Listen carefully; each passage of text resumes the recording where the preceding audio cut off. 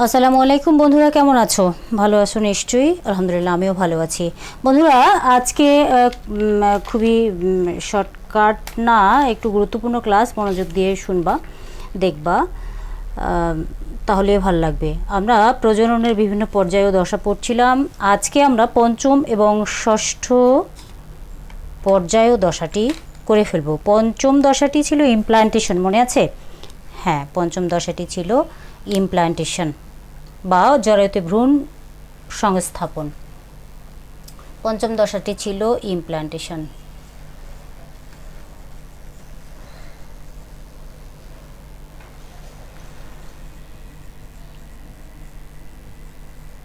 Implantation এটা হলো পঞ্চম নম্বর পর্যায় বা দশা। ইমপ্লান্টেশনটা কি চলো আমরা জেনে নিই। যে বর্ধনশীল মানব ভ্রূণ, আচ্ছা চলো আজকে সংজ্ঞাটা লিখে দিই। বর্ধনশীল মানব ভ্রূণ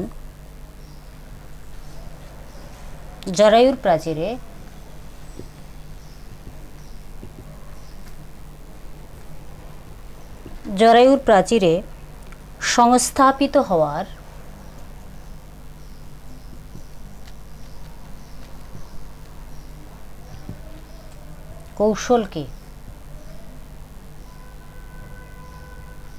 কৌশলকে কি বলে? ইমপ্লান্টেশন বলে।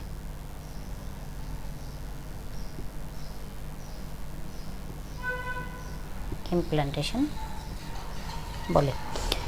বন্ধুরা, এই ইমপ্লান্টেশনটা নিষেকের 7 থেকে 8 দিনের মধ্যে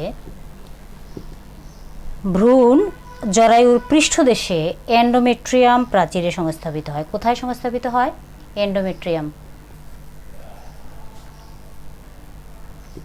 এটা একটা থলি, এন্ডোমেট্রিয়াম প্রাচীর বা থলিতে সংস্থাপিত হয়। ইমপ্লান্টেশনের সময়, এই যে ইমপ্লান্টেশনের সময় ভ্রূণ যে অবস্থায় থাকে তাকে বলা হয় ব্লাস্টোসিস্ট বলে। তাহলে ব্লাস্টোসিস্ট কাকে বলে? ইমপ্লান্টেশনের সময় ভ্রূণ যে অবস্থায় থাকে, ভ্রূণটা যে অবস্থায় থাকে তাকে বলা হয় ব্লাস্টোসিস্ট। এবং বহিতলে ট্রোফোব্লাস্ট নামক কোষের ক্রিয়ায় ভ্রূণ জরায়ুতে কি হয়? সংস্থাপিত হয় বা একে বলা হয় ইমপ্লান্টেশন প্রক্রিয়া। তো বন্ধুরা, চলো আজকে ব্লাস্টোসিস্টের সংক্ষেপে একটি চিত্র দেখে নিই। ব্লাস্টোসিস্ট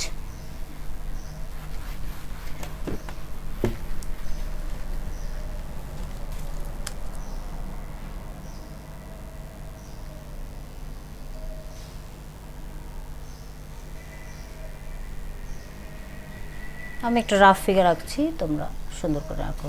আমার ফিগার এত ভালো হয় না, চক দিয়ে আবার সুন্দর হয়, কিন্তু ব্ল্যাকবোর্ডে এত ভালো করতে পারি না। আচ্ছা,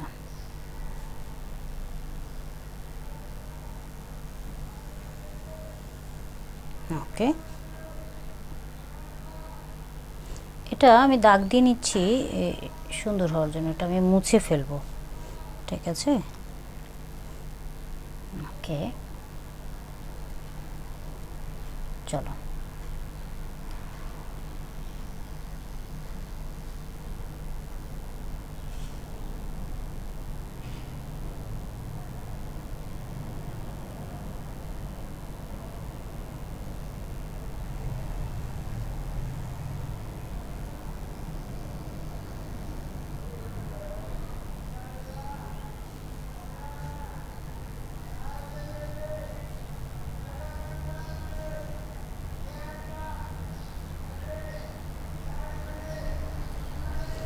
ওকে,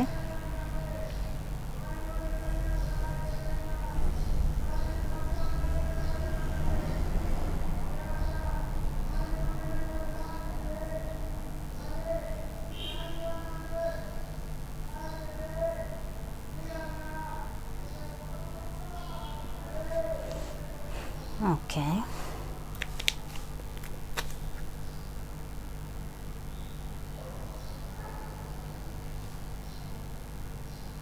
এটা আমি ব্লাস্টোসিস্ট আঁকছি।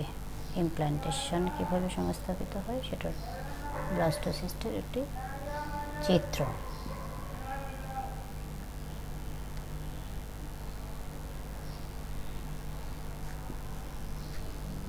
এই।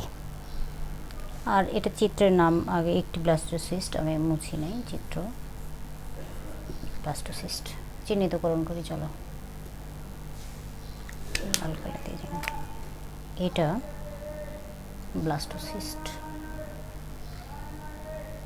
ব্লাস্টোসিল,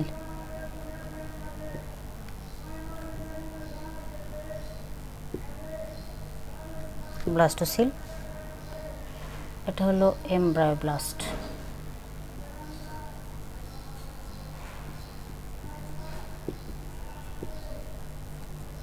এটা হলো এমব্রায়োব্লাস্ট, এটা হলো ট্রফোব্লাস্ট, এটাকে বলা হয় ট্রফোব্লাস্ট।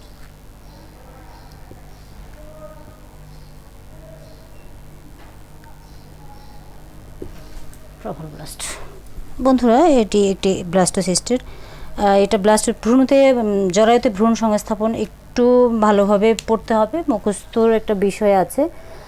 আর এসডব্লিউ, আজকের এসডব্লিউ তোমাদের থাকছে পূর্বের ক্লাসের একটা নিষেকের ফলাফল, গুরুত্ব, তাৎপর্য প্লাস এটা, ঠিক আছে। এসডব্লিউ থাকছে মুখস্থ, ভ্রূণ ইমপ্লান্টেশনটা পুরোটাই মুখস্থ, চিত্রসহ, এই যে ইমপ্লান্টেশন, ঠিক আছে। তো বন্ধুরা, এই ছিল ৫ম নম্বর ধাপ, এবং ষষ্ঠ ধাপ হচ্ছে ভ্রূণ গঠন প্রক্রিয়া। তো আমরা নেক্সট ক্লাস ভ্রূণ গঠন প্রক্রিয়াটি দেখব।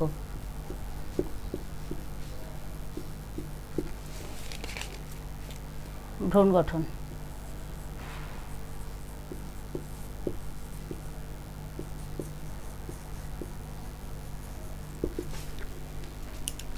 ধন্যবাদ সবাইকে, আসসালামু আলাইকুম।